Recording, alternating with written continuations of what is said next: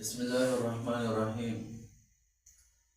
ګوره محترمو، ماشوم چې کله د مورب جسمونو ته راورسېدو، مورب په جسمونو کې موږ اعراب بالحرکت او اعراب بالحرف ووایو، نو دې نه بس ولې ته موږ د دې اجرا برابر کړو.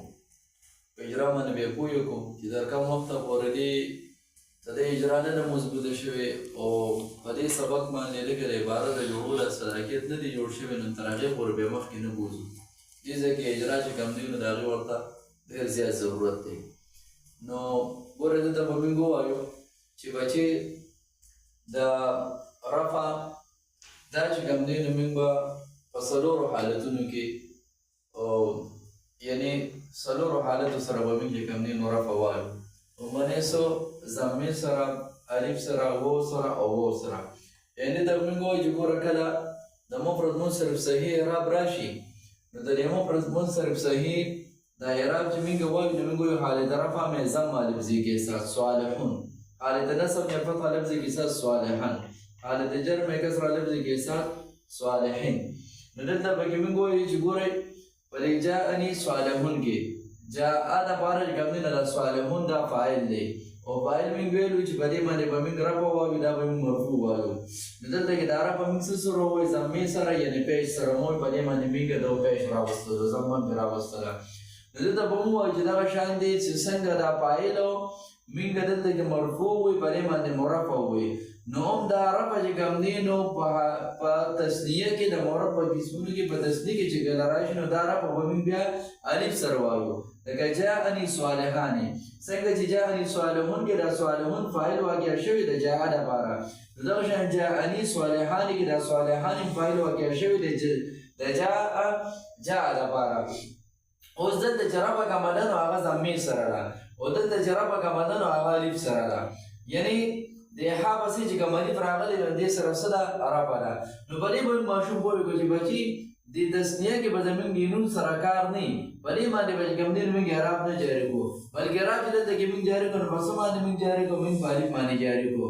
نو دا مرفوع دی او دا مرفوع دی، او دا مرفوع چې کوم دی نو دلته کې څه سره دی؟ دلته کې رفع ضمیر سره راغله، دلته رفع چې کوم دی څه سره راغله؟ الف سره راغله.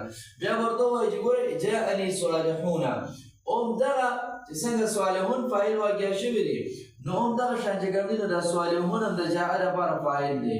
اوس دلته دا رفع چې کوم دی نو دا سره دا بدله شوې ده، دا واو سره ده. د دغې صالحونه کې واو لفظي ما قبل مضموم، نو دلته کې چې رفع کومه راغله نو هغه واو سره راغله. یعنې په یو حالت کې فاعل په ضمیر سره واقع کو او بل کې موږ الف سره واقع کو، په بل کې کوم دی موږ سره واقع کو، واو سره واقع کو. نو رفع په درو حالتونو کې موږ سره راغله. نو دې په بلې باندې پوهېږو چې دلته کې به موږ دې نوم ته نه ګورو چې دی باندې نصب راغلی دی، دا چې کوم دی نو منصوب دی. نه، دې کې چې موږ اعراب جاري کړو نو په څه باندې به جاري کړو؟ په دې واو باندې به جاري کړو. دغه شان ورته چې هم دا رفع په اسماء سته مکبرو کې راغله، نو دا به چې کوم دی نو موږ بیا څه سره وایو؟ دا به چې کوم دی نو موږ واو سره وایو. لکه جاءني ابوکا، ابوکا مضاف مضاف الیه د جاء دپاره کوم دی نو صرف فاعل دی. نو دلته کې ما دا مرفوع منصوب مجرور کې څه دی؟ مرفوع دی. د څه د وجې نه؟ د فاعل د وجې نه. رفع څه سره ده؟ واو سره ده. نو په دې طریقې سره ماشوم موږ پوه کړو او دا ورته بار بار اجرا کړو چې بچي لکه ګوره جاءني صالحون کې دا صالحون چې کوم دی نو مرفوع د فاعل د وجې نه، صالحانې دا مرفوع فاعل دی. د څه د وجې نه؟ د فاعل د وجې نه. دې کې رفع چې کوم دی نو ضمیر سره ده، دې کې رفع چې کوم دی نو الف سره ده. په تثنیه کې به رفع چې کوم دی نو څه سره؟ الف سره وایي. او په جمع مذکر سالم کې چې کوم دی نو رفع به دا به واو سره واو لفظي ما قبل مضموم سره وایي. نو جاءني صالحون کې دا رفع موږ څه سره وویله؟ واو سره وویله. او په جاءني ابوکا په دې کې چې کوم دی نو دا رفع موږ څه سره وویله؟ واو سره وویله. په دې کې واو لفظي ما قبل چې کوم دی نو دا به مضمون وي. نو ماشوم دې په دې باندې بار بار پوه کړو، دا ترکیبونه دې ورته بار بار چې کوم دی نو راولي چې څومره وي د جمع مذکر سالم او د تثنیې د اسماء سته مکبرو چې دې دا وپېژني چې دا رفع چې کوم دی نو دا بدلېږي را بدلېږي، کله به دا ضمیر سره راځي، کله به الف سره راځي، کله به چې کوم دی نو واو لفظي ما قبل مضموم سره راځي. اسماء سته مکبره کې چې کوم دی څه سره راځي؟